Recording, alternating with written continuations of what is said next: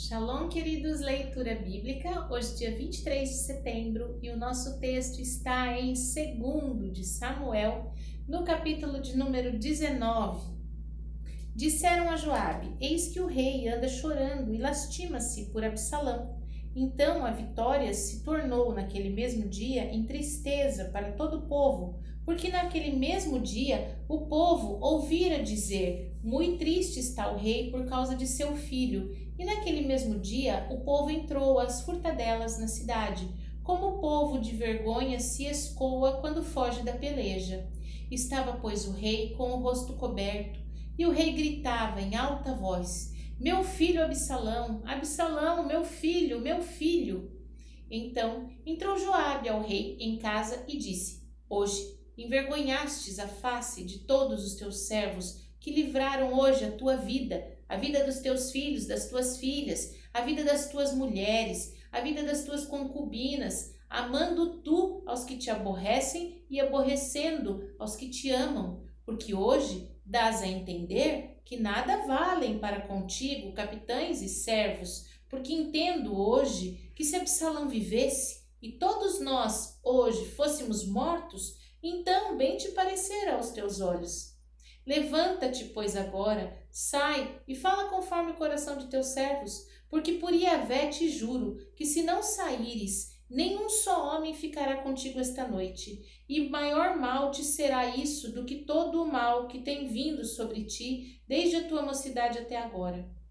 Então o rei se levantou, se assentou à porta, e fizeram saber a todo o povo, dizendo: eis que o rei está assentado à porta.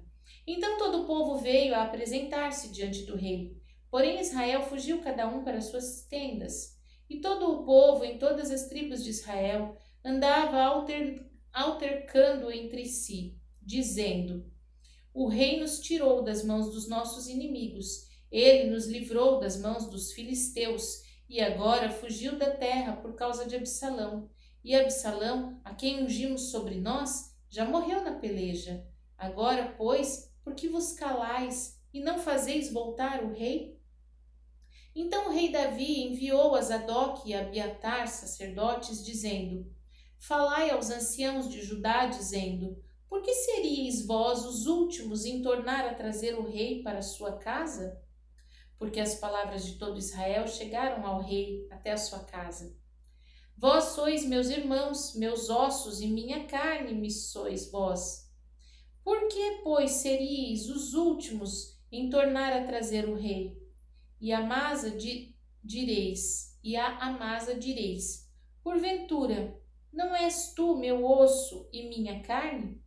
Assim me faça Deus e outro tanto, se não fordes chefe do arraial diante de mim para sempre, em lugar de Joabe. Assim moveu o coração de todos os homens de Judá, como de um só homem, e enviaram ao rei, dizendo: volta tu com todos os teus servos. Então o rei voltou e chegou até o Jordão, e Judá veio a Gilgal para ir encontrar-se com o rei, à outra banda do Jordão. E apressou-se Simei, filho de Gera, filho de Benjamim, que era de Baurim, e desceu com os homens de Judá a encontrar-se com o rei Davi.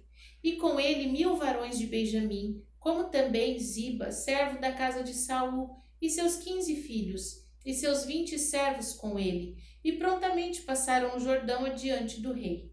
E passando a barca para fazer passar a casa do rei, e para fazer com que bem parecesse aos seus olhos, então Simei, filho de Gera, se prostrou diante do rei, passando ele o Jordão. E disse ao rei: não me impute, meu senhor, a minha culpa, e não te lembres do que tão perversamente fez teu servo no dia em que o rei, meu senhor, saiu de Jerusalém. Não conserves o rei isso no coração, porque teu servo deveras confessa que pequei. Porém, eis que eu sou o primeiro que de toda a casa de José descia a encontrar-me com o rei, meu senhor. Então respondeu Abisai, filho de Zeruia, e disse: não morreria, pois, Simei por isso, havendo amaldiçoado a ungido de Iavé? Porém Davi disse: que tenho eu convosco, filhos de Zeruia, para que hoje me sejais adversários? Morreria alguém hoje em Israel? Porque porventura não sei que hoje fui feito rei em Israel? E disse o rei a Simei: Não morrerás. E o rei lhe jurou. Também Mefibosete, filho de Saul, desceu a encontrar-se com o rei e não tinha lavado os pés, nem tinha feito a barba, nem tinha lavado as suas vestes, desde o dia em que o rei saiu até o dia em que voltou em paz. E sucedeu que, vindo ele a Jerusalém a encontrar-se com o rei, disse-lhe o rei: Por que não foste comigo, Mefibosete? E disse ele: Ó rei, meu senhor, o meu servo me enganou, porque o teu servo dizia: Albardarei um jumento e nele montarei e irei com o rei, pois o teu servo é coxo. E demais disso, falsamente acusou o teu servo diante do rei, meu senhor. Porém o rei, meu senhor, é como um anjo de Deus. Faze, pois, o que parecer bem aos teus olhos, porque toda a casa de meu pai não era senão de homens dignos de morte diante do rei, meu senhor. E contudo, puseste a teu servo entre os que comem a tua mesa. Que mais direito tenho eu de clamar ao rei? E disse-lhe o rei: Por que ainda falas mais de teus negócios? Já disse eu, tu e Ziba, reparti as terras. E disse Mefibosete ao rei: Tome ele também tudo, pois já veio o rei meu senhor em paz à sua casa. Também Barzilai, o gileadita, desceu de Rogealim e passou com o rei o Jordão, para acompanhar a outra banda do Jordão. Era Barzilai muito velho, da idade de 80 anos, e ele tinha sustentado o rei quando tinha sua morada em Manaim, porque era homem muito grande. E disse o rei a Barzilai: Passa tu comigo, sustentar-te-ei comigo em Jerusalém. Porém Barzilai disse ao rei: Quantos serão os dias dos anos da minha vida para que suba com o rei a Jerusalém? Da idade de 80 anos sou eu hoje. Poderia eu discernir entre o bom e o mal? Poderia o teu servo ter gosto no que comer e beber? Poderia eu mais ouvir a voz dos cantores e cantoras? E por que será o teu servo ainda pesado ao rei, meu senhor? Com o rei passará teu servo ainda um pouco mais além do Jordão, e por que me recompensará o rei com tal recompensa? Deixa voltar o teu servo, morrerei na minha cidade, junto à sepultura de meu pai e de minha mãe. Mas, eis, aí está o teu servo, Quimã, que passe com o rei, meu senhor, e faze-lhe o que bem parecer aos teus olhos. Então disse o rei: Quimã passará comigo, e eu lhe farei como bem parecer aos teus olhos, e tudo quanto me pedires te farei.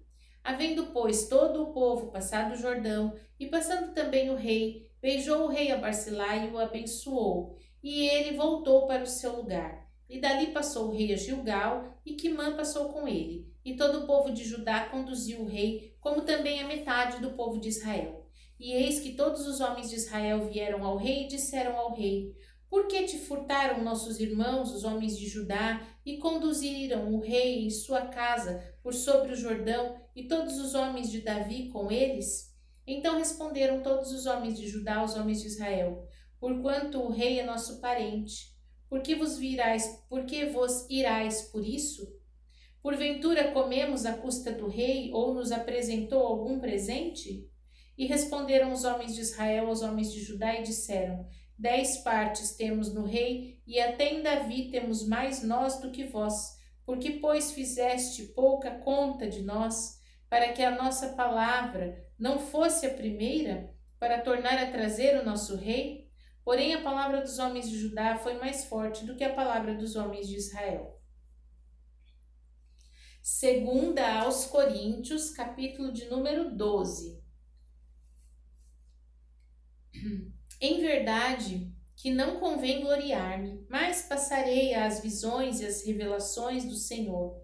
Conheço um homem em Cristo que há 14 anos, se no corpo não sei, se fora do corpo não sei, Deus o sabe, foi arrebatado até o terceiro céu. E sei que tal homem, se no corpo, se fora do corpo, não sei, Deus o sabe, foi arrebatado ao paraíso e ouviu palavras inefáveis de que ao homem não é lícito falar.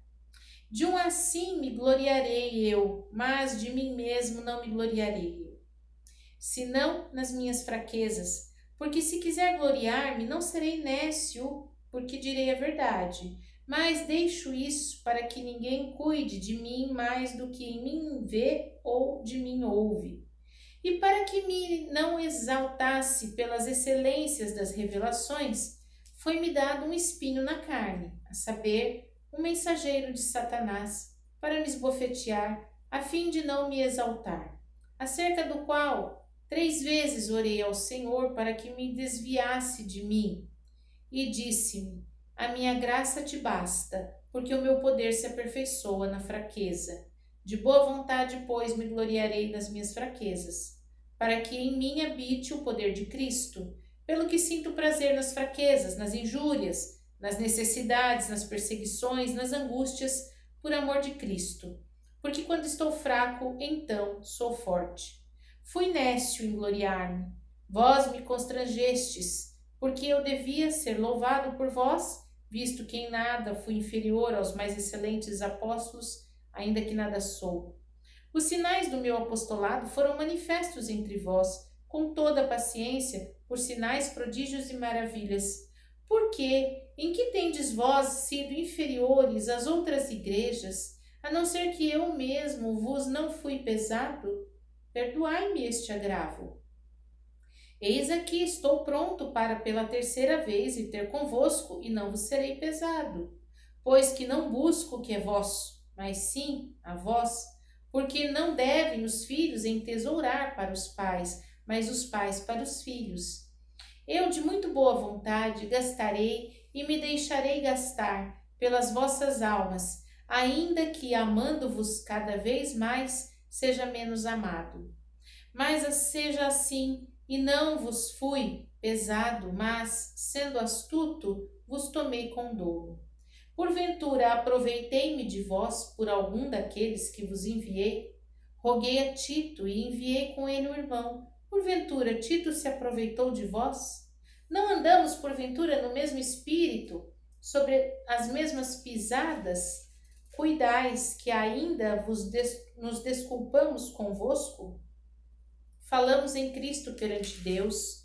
E tudo isto, amados, para a vossa edificação, porque receio que quando chegar, não vos ache como eu quereria, e eu seja achado de vós como não quereríeis, e que de alguma maneira haja pendências, invejas, iras, porfias, detrações, mexericos, orgulhos, tumultos, que quando for outra vez, o meu Deus me humilhe para convosco e eu chore por muitos daquele que dantes pecaram e não se arrependeram da imundícia, prostituição e desonestidade que cometeram. Livro de Ezequiel, capítulo de número 26.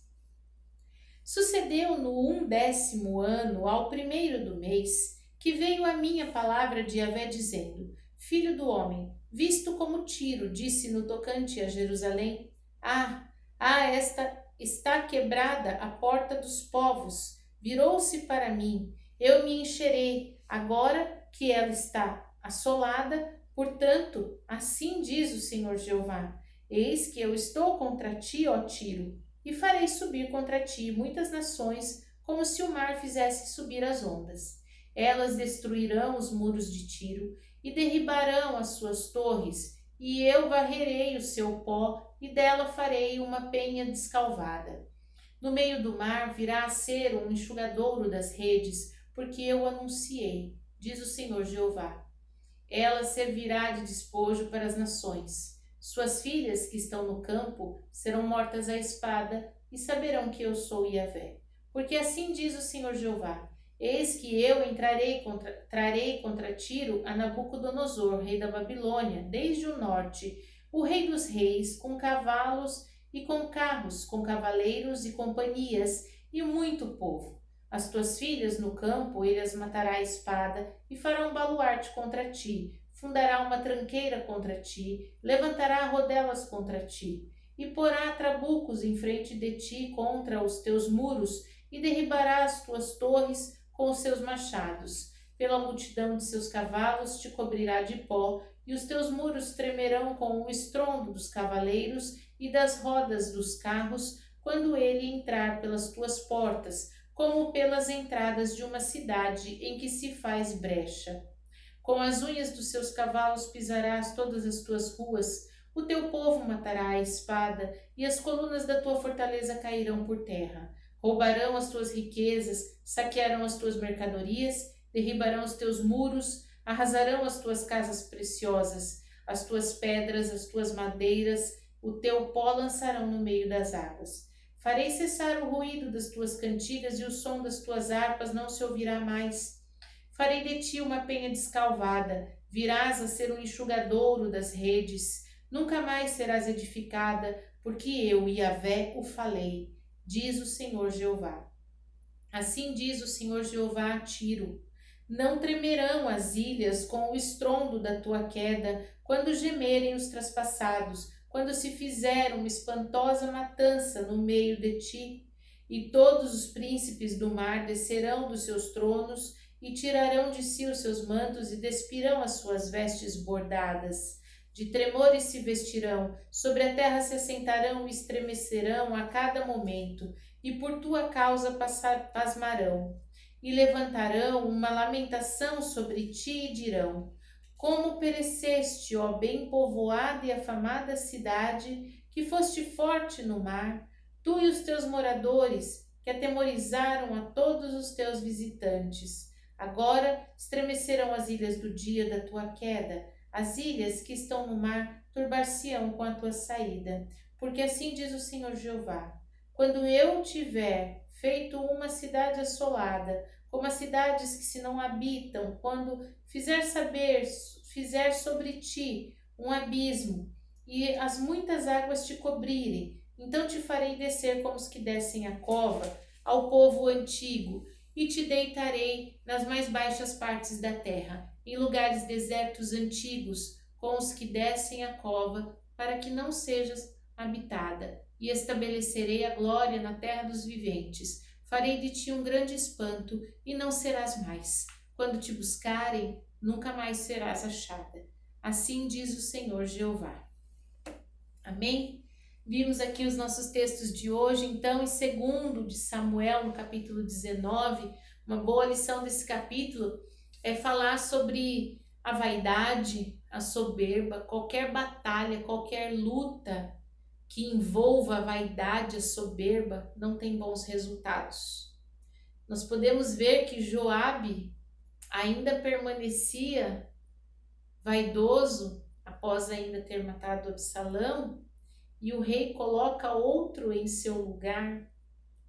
E ainda quando estão diante daqueles que erraram, que pecaram e que compareceram diante do rei para um concerto, para se redimir, ainda assim esses homens queriam derramar sangue, queriam puni-los com a morte. E o rei mostra da sua misericórdia, da sua capacidade de perdoar e de aceitar aquelas pessoas, ainda que um dia ele tivesse sentido traído por eles.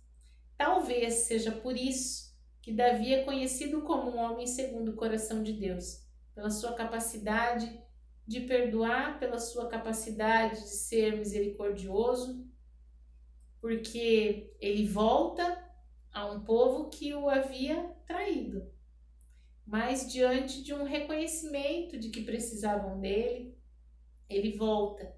Quantas vezes nós deixamos de voltar atrás por vaidade, por orgulho, por soberba? Então, devemos aprender que não são bons conselheiros, que nenhuma das nossas batalhas terão valido a pena se elas forem travadas por causa da vaidade, do orgulho e da soberba. E em 2 aos Coríntios, no capítulo 12, Paulo deixa muito claro que nas adversidades que nós passamos, tem algo positivo. Porque é diante da adversidade que a gente busca mais ao Senhor, que a gente ora mais, se consagra mais, né? Tem essa importância, porque somos carne e o Senhor sabe disso. Mas na verdade, se nós estivéssemos de fato evoluídos espiritualmente, mais e mais parecidos com Cristo, nós teríamos saudade do Senhor, oraríamos e buscaríamos por saudade, da condição de filho, por saudade da morada eterna, por saber que somos realmente cidadãos dos céus, que esse aqui não é o nosso lugar. É pelo desejo de voltar para casa que nós deveríamos orar e buscar ao Senhor. Mas ainda há uma longa jornada de aprendizado até que possamos fazer isso a contento. Amém? Vamos orar? Pai Santo, maravilhoso, bendito, fiel, justo, perfeito, nós te louvamos e bendizemos pela tua grandeza. Pai, te agradecemos, porque o Senhor é um Rei justo, misericordioso, que se compadece dos teus filhos. Obrigada, Pai, porque em ti não há nenhuma soberba, nenhuma vaidade, nenhum orgulho, e é por isso que o Senhor sempre nos recebe, sempre nos aceita diante de um arrependimento da nossa parte. Clamamos a Ti, ó Deus, que nas adversidades nós não deixemos de Te buscar, mas que em meio a tempos de bonança, de refrigério, de descanso, possamos desejar ainda mais o Senhor por aquilo que és e não pelo que fazes. Te louvamos e bendizemos no nome santo de Jesus. Amém. Shalom.